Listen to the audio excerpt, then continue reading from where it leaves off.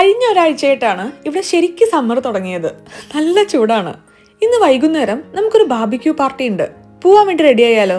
നമുക്ക് മാത്രമല്ല, നമ്മുടെ നെയ്ബറിനും ഇന്ന് ബാർബിക്യൂ ആണ് പരിപാടി തോന്നുന്നു. എനിക്കിപ്പോ എത്ര വീക്സ് ആയിരുന്നു നിങ്ങൾ ചോദിക്കാറുണ്ട്. കൃത്യം പറഞ്ഞ 34 ആഴ്ചയായി, 34 വീക്സ്. എത്ര പെട്ടെന്നല്ലേ സമയം പോണേ. ഇന്ന് നമുക്കിടാൻ 2 ഓപ്ഷൻ ഉണ്ട്. ഒന്ന് ഈ ഒരു ലോങ് ഗൗൺ, അല്ലെങ്കിൽ ദേ ഈ ഒരു ഡ്രസ്സ്.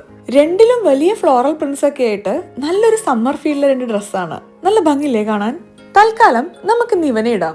ഇതൊരു റാപ്പ് അറൗണ്ട് ഡ്രസ്സാണേ, അതുകൊണ്ട് തന്നെ വയറ് കൊള്ളിക്കാൻ വലിയ ബുദ്ധിമുട്ട് വന്നില്ല. ഇന്ന് നമുക്ക് മേക്കപ്പ് കുറച്ച് സിമ്പിൾ ആക്കാം.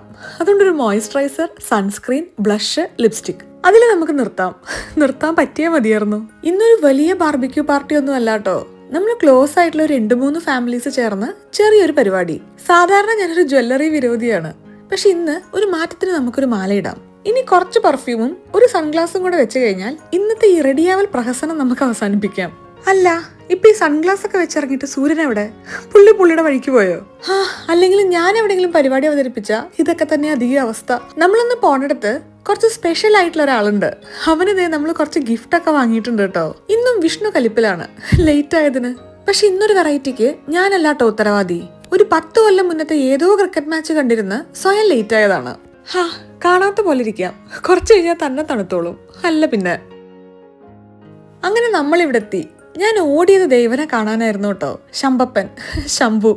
ഇവൻ ഹെയർ ഒക്കെ ട്രിം ചെയ്ത് ലുക്ക് കുറച്ച് കുറഞ്ഞിരിക്കുന്ന സമയ. എല്ലാരെയും കൂടെ ഒരുമിച്ച് കണ്ട് പുള്ളി ഭയങ്കര എക്സൈറ്റഡ് ആയിരുന്നു.